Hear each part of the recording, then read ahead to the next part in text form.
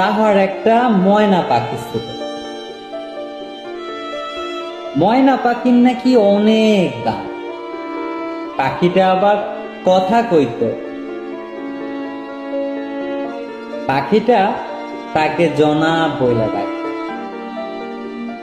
তিনি একদিন সকালবেলা শার্ট প্যান্ট হাতে বন্দুক নিয়ে বের হচ্ছিলেন।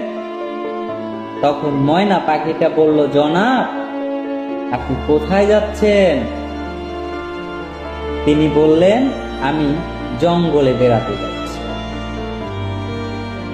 ময়না পাখিটা কইল, জনাব, যদি আমার ভাই বোনদের সাথে দেখা হয় তাহলে তাদেরকে বলবেন আমি তাদেরকে সালাম জানাইছি।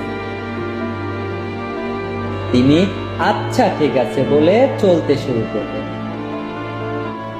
জঙ্গলে পৌঁছানোর পর কিছুক্ষণ হাঁটতে হাঁটতে গাছের ডালে এক ঝাঁক ময়না পাখি বসে থাকতে দেখলেন। তাদেরকে দেখা মাত্রই ডাক দিয়ে বললেন, এই শোনো, তোমাদের মতন একটা পাখি আমার বাসায় আছে। আমি যখন বাসা থেকে বের হচ্ছিলাম তখন সে তার সালাম তোমাকে জানাই দিতে বলছে।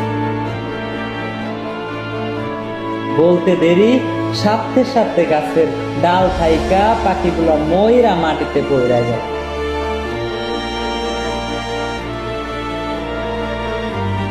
তিনি ভাবতে লাগলেন, আমার ময়না পাখির সালামের ভেতরে কি এমন বিষ মিশানো ছিল, ওদেরকে সালাম দেয়া মাত্রই ময়রা মাটিতে পড়ে গেল। এই কথা ভাবতে ভাবতে ওইখানে কিছুক্ষণ বৈশা গেল।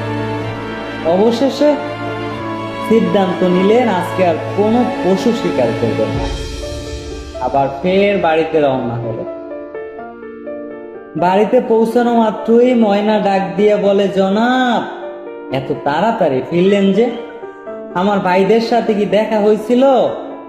আমি যে তাদেরকে সালাম দিছিলাম সেইটা কি তাদেরকে জানাইছিলেন?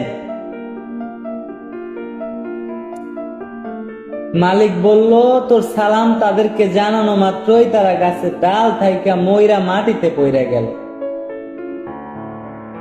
বলতে দেরি খাঁচায় থাকা ময়না পাখিটি সাথে সাথে মরে গেল। মালিকের মনটা খুব খারাপ হইয়া গেল। মালিক খাঁচাটা হাতে নিয়া মাটিতে বৈশা পড়ল।